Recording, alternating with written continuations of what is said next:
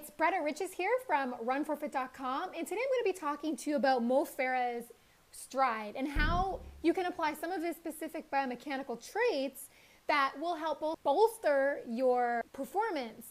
Now keep in mind that if you make similar running form adjustments, you're not going to see overnight results. These things take time, and I think the majority of runners are very impatient and we all want that instant gratification.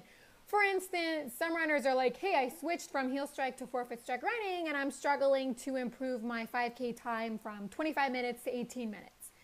Anytime you adjust your running form, you need a lot of time to adapt from a neuromuscular perspective. It's not going to happen overnight. But anyways, if you apply Mo Farah's stride adjustments, I think you will find definitely some improvements in your running form, because one of the major form adjustments that Alberto Salazar imposed in Mo Farah's stride technique reflects sprinting mechanics.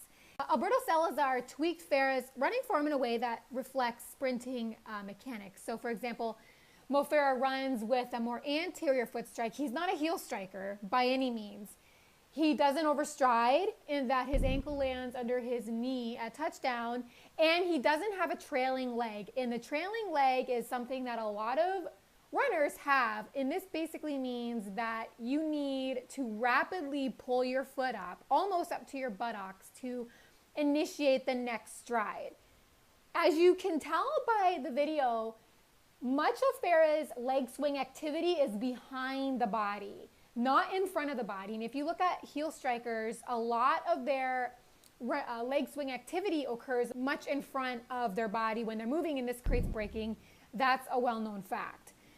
What you need to do is reverse this in a sense, and you need to start kicking your feet up higher behind your body. The height of your back kick is a function of running speed. So the faster you run, the higher your back kick is going to be. So one way to reduce an anterior leg swing activity, so what I mean by that is to create more leg swing action that's happening behind the body and not in front, is that number one, you want to increase your cadence. And this promotes a more posterior leg swing. And this is really key because research has found that if you run almost as if you're doing a series of butt kicks, the advantage of this adjustment is that it actually lowers energy costs at faster running speeds greater than 10 miles per hour. So what that means is that when you're running at 10 miles per hour, you're actually more efficient if you run with a higher back kick while landing with a forefoot strike.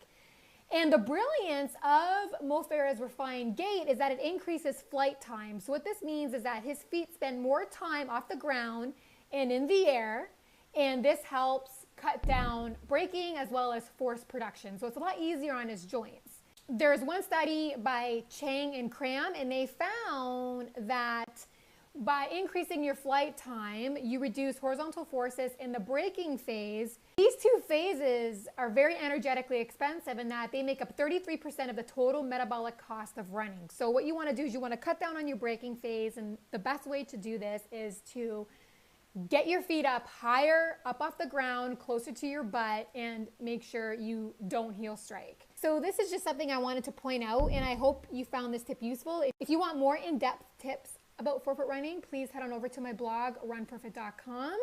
And also I have tips about barefoot running, as well as my reviews and recommendations on the proper footwear for forefoot running beginners.